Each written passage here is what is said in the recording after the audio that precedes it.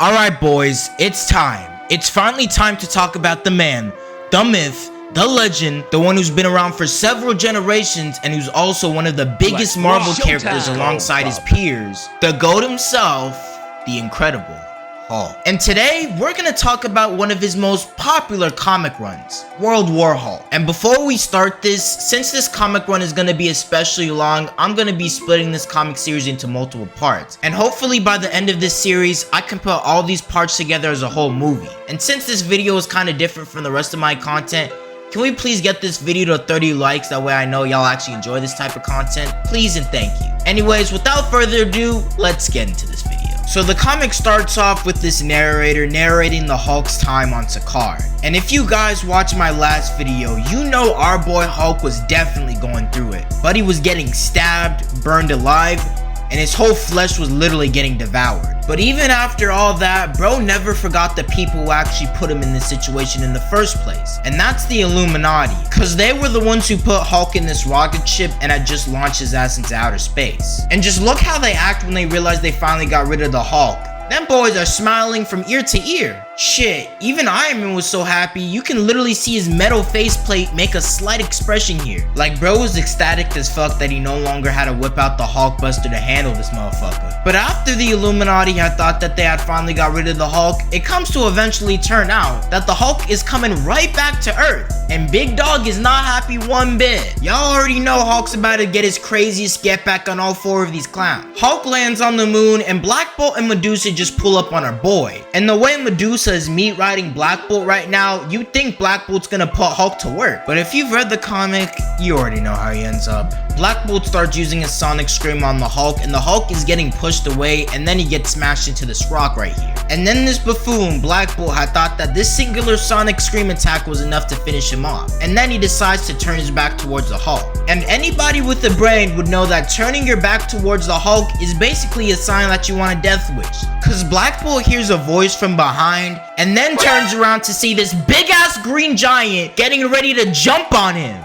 And y'all, imagine if you were in Black Bolt's position right now and you just saw this 8-foot tall man that probably weighs 450 pounds getting ready to jump on you. Like, what do you even do in this situation? Cause I'd be sure as dead. The US military is detecting some strange activity on the moon, and before they can even figure out what the hell is going on, they then lose signal. We then see a scene of Tony telling the president that something has hit the satellites and tells the president to give some sort of order. But the president responds with, "It's too late," as we then see this spaceship hover over a bunch of these innocent civilians. And honestly bro, whenever some shit is going down in the Marvel universe, it's only specifically in Town Square, New York. Like imagine trying to enter your car that way you can drive your way to work and then you see fucking Thor lift up your vehicle and then just throw it at some villain or criminal who would then just move out of the way and dodge. Like not only did Thor just miss, but now I gotta walk my ass all the way to work. Like come on bro. The spaceship shoots out this big ass hologram of the Hulk and he just straight up snitches on the Illuminati to the entire world. And then he explains the reason why Hulk is currently making this broadcast right now is that the Illuminati sent a quote unquote bomb directly at Sakaar, which killed millions of his own people. And now since that's happened, everybody, and I mean everybody in New York has exactly 24 hours on the dot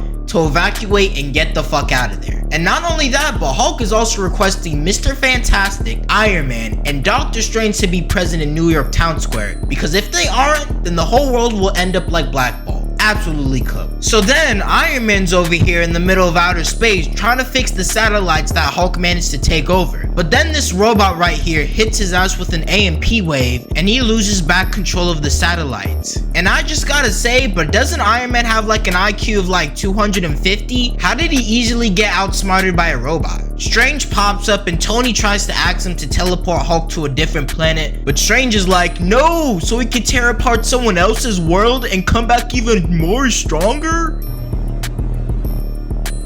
Shut your lame ass up, nigga.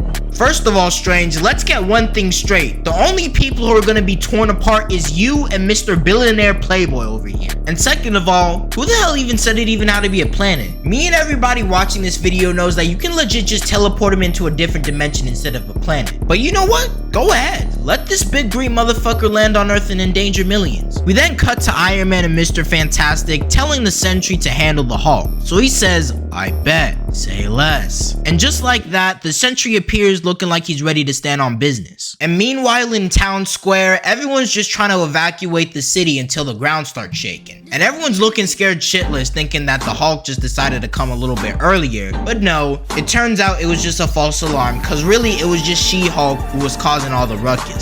And it's like, damn, is the situation so bad that they deadass gotta bring this dude's cousin? Like, making the Hulk fight his little cousin is devious work, but I guess they're gonna need all the forces they can get to stop this case. Iron Man then shows up with this Hulk Buster suit on, and Spider-Man's like, where the fuck is the Sentry at? I thought you said he was gonna be here. But Tony says he'll be here when the time is right. And before Spider-Man could even question what Tony even means, his spider sense starts kicking off, and then the man himself appears. Mr. CRASHOUT himself, the Hulk, has finally arrived and is ready to beat the bricks off of anybody who dares get in his way. And y'all, what happens next has to be one of the best entertaining fights in comic book history. Cause Iron Man and the Hulk get straight into the action and then they clash with one another, causing this huge ass shockwave that causes mass collateral damage throughout the city. Even the helicopters are being impacted by the shockwave. And while Iron Man is tussling with the Hulk himself, he transmits a message to this helicopter nearby and says that the allegations are in fact true. He did in fact fire Hulk into outer space, and he is willing to take full accountability for that, which is actually really surprising considering Tony's character and all, but